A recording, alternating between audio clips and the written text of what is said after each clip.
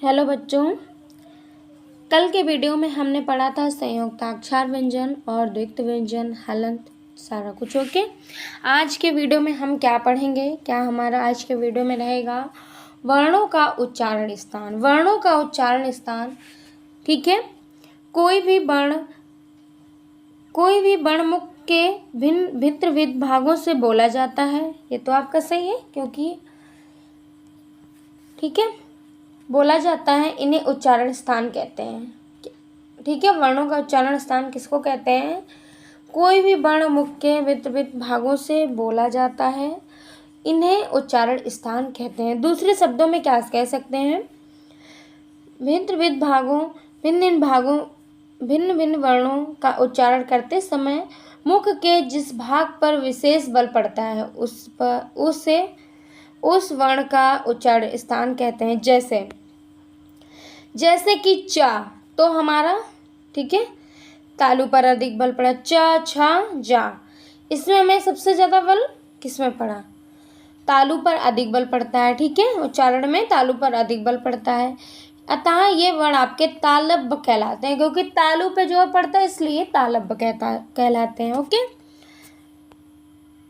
फिर मुख के 4 भाग हैं। कौन कौन से हैं? कंठ, तालु, मूर्धा, दंत और नाक।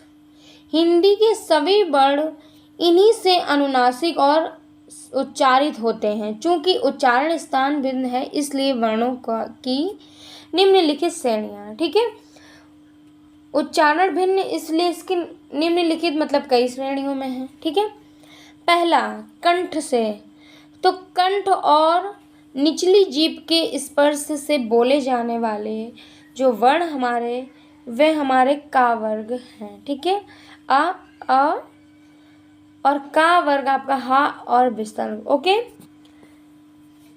तालव्य में क्या है? तालु और जीभ के स्पर्श से बोले जाने वाले वर्ण ई चा वर्ग या शा।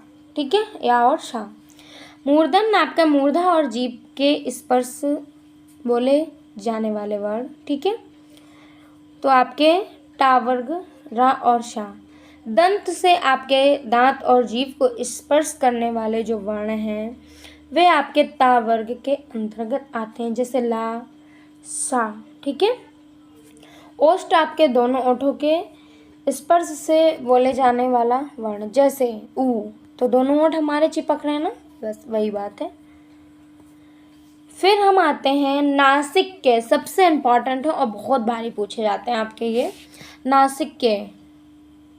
ये हमारे जो वर्ण व्यंजन तालिका उसके पंचमा अक्षर जो अक्षर है, तो वो हमारा क्या है? नासिक के वर्ण। ठीक है, डा ना ना मा। अली जी, तो ये आपका हाँ है। ठीक है। नेक्स्ट है हमारा प्रत्यय। ठीक है, प्रत्यय वर्णों का उच्चारण करते समय विभिन्न उच्चारण अव्यय किस स्थिति और गति में हैं, इसका अध्ययन प्रत्यय और के अंतर्गत किया जाता है। प्रत्यय के आधार पर हिंदी वर्णों का वर्गीकरण प्रायः निम्न रूप में किया गया है। जैसे क्या? स्वर, तो स्वर आपकी अगर हम बात करें, जिह्वा का कौन सा अंश उच्चारण में उठता है, इस आधार पर स्वरों के भेद आपके निम्नलिखित हैं। अग्र, ई ए, तो इसमें हमारा कौन सा भाग उठा? अग्र। ठीक है, मध्य आ, मतलब बीच से बोला तो आ हो गया। पक्ष आपका आ उ ओ, तो ये पीछे से, ठीक है, पक्ष हो गया। ओ। ओठों की स्थिति गोलाकार होती है या नहीं होती है? ठीक है, ये नहीं, इस आधार पर स्वरों के भेद निम्नलिखित हैं। अब आते हैं स्वरों के जो भेद हैं, जैसे ओठों की स्थिति वृत्तमुखी में आपके ऊ यानी सिंपल सा छोटो ऊ बड़ो ओ और। ठीक है, तो ये हमारे कौन से हो जाते हैं? वृत्तमुखी। और आवृत्तमुखी में आपके आते हैं आ ई ए। ठीक है, तो ये हमारे आवृत्तमुखी में आते हैं। ओके, फिर हमारे व्यंजन आव्यंजन प्रत्यय के आधार पर हिंदी व्यंजनों का वर्गीकरण जो है आपका वह इस प्रकार है। ओके, स्पर्शी व्यंजन मैंने आपको पहले बताया था जिनमें आपकी ज़्यादा घर्षण होता है, ठीक है, ज़्यादा वायु, तो उसको क्या कहते हैं, स्पर्शी। जैसे जिन व्यंजनों के उच्चारण में फेफड़ों से आई वायु किसी अव्यय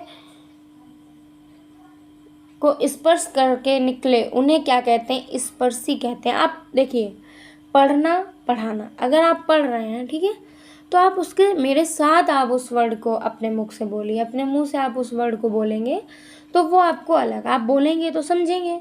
जब आपको परीक्षा में ऐसे फंसेगा तो आप बोलेंगे तो आप समझ पाएंगे कि नहीं ये तालु से तालब के अंतर्गत जाएगा, इस तरह से आप कर पाएंगे, ठीक है।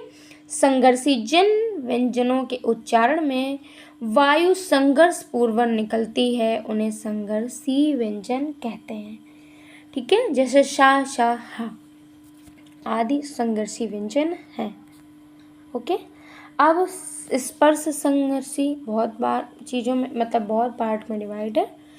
जिन व्यंजनों के उच्चारण में स्पर्श का समय अपेक्षाकृत अधिक होता है और उच्चारण के बाद वाला भाग संघर्षी हो जाता है वे आपके संघर्षी कहलाते हैं। चा, छा, जा, झा स्पर्शी व्यंजन हैं आपके। ओके, फिर आते हैं नासिक।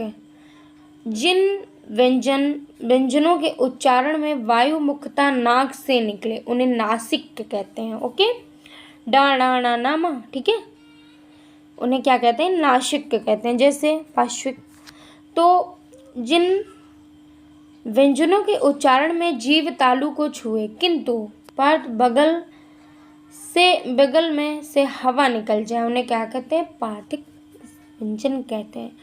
दूसरे शब्दों में क्या कह सकते हैं, उच्चारण, जिनके उच्चारण में जिह्वा का अगला भाग मसूड़े को छूता है और वायु पश आस पास से निकल जाती है उसे पार्श्विक कहते हैं, ठीक है। केवल आपका ला ही पार्श्विक है, ये इंपॉर्टेंट है, इसको आप कहीं नोट बना के लिख लीजिएगा। पार्श्विक का है तो ला है आपका, ठीक है। अब है प्रकंपी। तो प्रकंपी क्या है, व्यंजन जिन व्यंजनों के उच्चारण में जिह्वा को 2-3 बार कंपन करना पड़ता है वे प्रकंपी कहलाते हैं। देखिए, पेपर का कोई भरोसा नहीं है, कोई भी आपका हिंदी से रिलेटेड पेपर है, कोई भी आपकी परीक्षा है, वो कहीं से भी बोल सकता है, तो ऐसा नहीं है कि कुछ भी यहाँ पे बेस्ट है, ठीक है। हिंदी में आपका कंपी, ठीक है। उच्छिप्त, वेरी इंपॉर्टेंट। उच्छिप्त व्यंजन जो है आपका, उच्छिप्त जिन व्यंजनों के उच्चारण में जीभ के अगले भाग को थोड़ा ऊपर उठाकर झटके से नीचे फेंकते हैं उन्हें क्या कहते हैं, उच्छिप्त व्यंजन कहते हैं। डा और ढा, ठीक है, डा और ढा हमारे उच्छिप्त व्यंजन हैं। अब संघर्षहीन या अर्ध स्वर, देखिए दोनों नामों से आपको पेपर में मिल सकता है। जिन ध्वनियों के उच्चारण में हवा बिना किसी संघर्ष से बाहर निकल जाती है वे आपके संघर्षहीन ध्वनियाँ कहलाती हैं, या वा व्यंजन आपके संघर्षहीन या अर्ध स्वर हैं। ओके, तो आज के लिए इतना ही, कल फिर मिलते हैं इसी को आगे कंटिन्यू करते हुए, और आप सभी लोग जुड़े रहें टॉपर्स बेसिक क्लासेस के साथ।